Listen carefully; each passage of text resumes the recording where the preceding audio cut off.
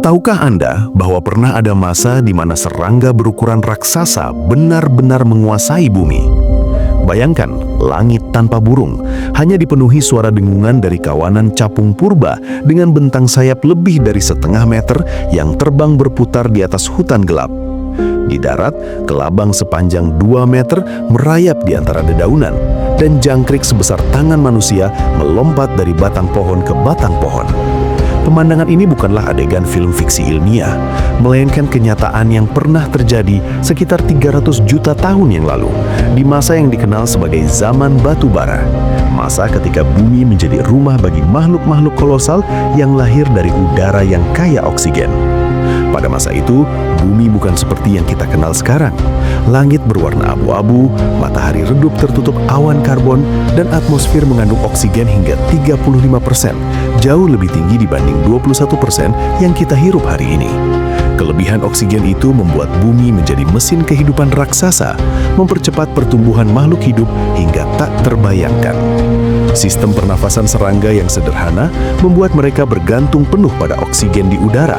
Dan ketika oksigen melimpah, batas ukuran tubuh mereka pun seolah menghilang.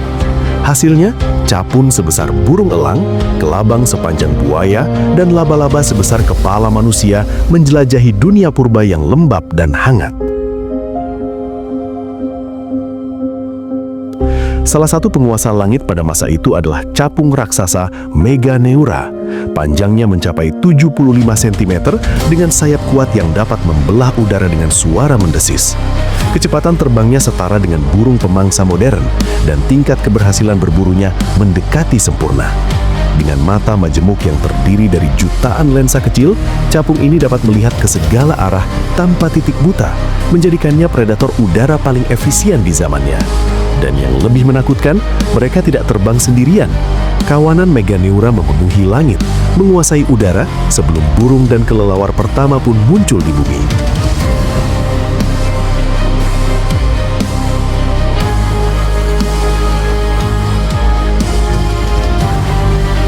Namun langit bukan satu-satunya tempat yang berbahaya.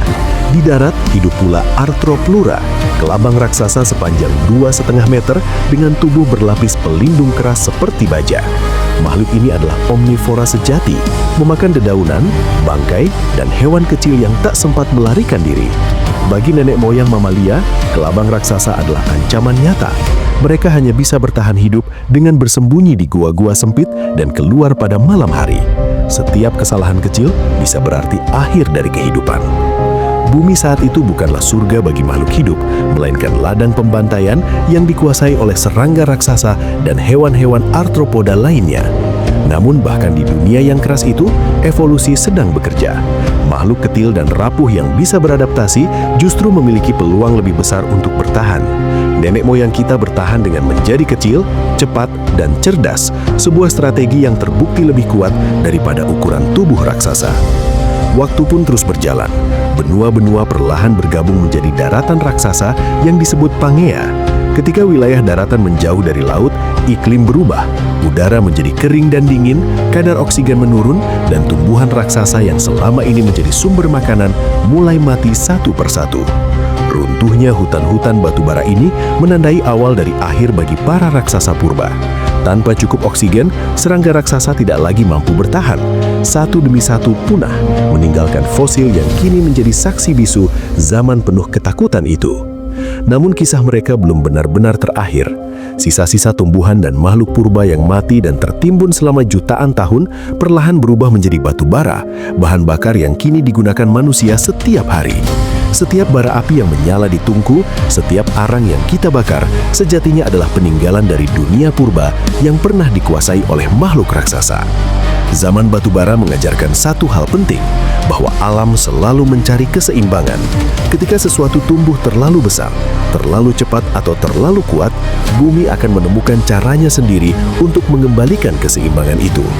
Dan kini, ketika manusia menciptakan mesin oksigen buatan, memanaskan bumi, dan mengubah atmosfernya lagi, pertanyaannya sederhana.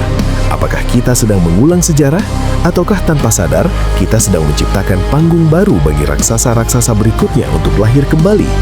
Tuliskan pendapat Anda di kolom komentar. Dan jangan lupa untuk subscribe agar tidak ketinggalan kisah lain tentang bagaimana bumi pernah dan mungkin akan kembali menjadi rumah bagi makhluk-makhluk yang tak terbayangkan.